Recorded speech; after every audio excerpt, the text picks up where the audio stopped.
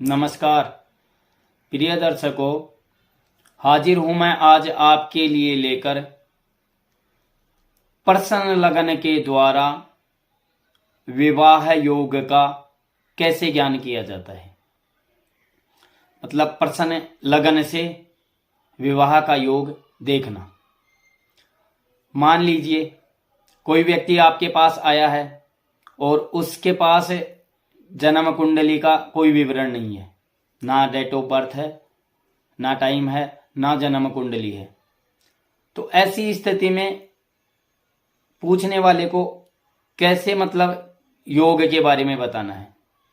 तो जिस किसी समय पे जो व्यक्ति आता है उसी टाइम का प्रश्न लगन से कुंडली बना लीजिए और जो प्रश्न लगन की कुंडली है उसी से उसका फलादेश कीजिए, तो वह जन्म कुंडली के तुल्य ही फलादेश होता है।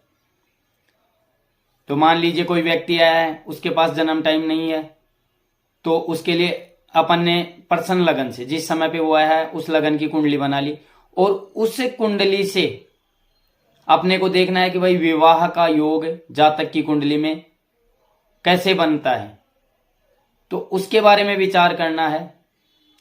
तो प्रश्न कुंडली, यदि प्रश्न काल में जो कुंडली बनाई जाती है उसमें चंद्रमा और शुक्र यदि विषम राशि, चंद्रमा और शुक्र यदि विषम राशि में हो या विषम राशि के नवमांश में हो, तो अब विषम राशि कौन कौन सी हैं? मेष, मिथुन, सिंह, तुला, धनु और कुंभ। ये जो राशियां हैं, 6 राशियां, ये विषम राशि की संज्ञा में आती हैं।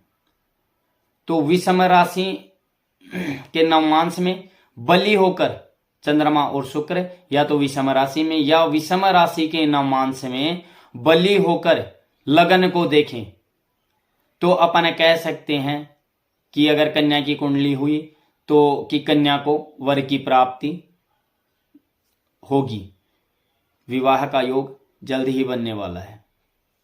और ऐसे में अगर लड़के की जन्म कुंडली होती है तो उसमें क्या, उसमें भी यही देखना है कि भाई वर का लाभ कैसे होगा। तो इसमें होगा जैसे शुक्र और चंद्रमा, भाई वही शुक्र और चंद्रमा लड़की के लिए विचार किया जाता है, उसी ग्रह का लड़के के लिए विचार किया जाता है। शुक्र और चंद्रमा, अंतर इतना है कि विषम राशि की जगह सम राशि, शुक्र और चंद्रमा यदि सम राशि में हो या सम राशि के नवमांश में हो, तो अब सम राशि का नवमांश, सम राशि कौन कौन सी हैं? वृक, कर्क, कन्या, वृश्चिक, मकर और मीन। इन राशियों को सम राशियों की संज्ञा दी गई है।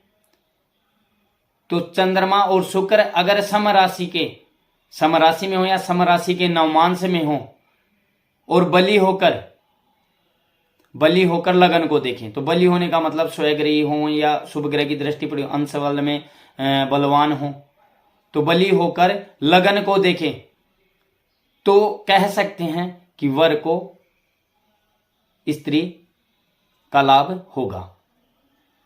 तो वर को स्त्री का लाभ होगा। ऐसे अपन प्रश्न लगन से जिस किसी भी स्थान का विचार करना हो उसी स्थान के बारे में विचार करके बता सकते हैं।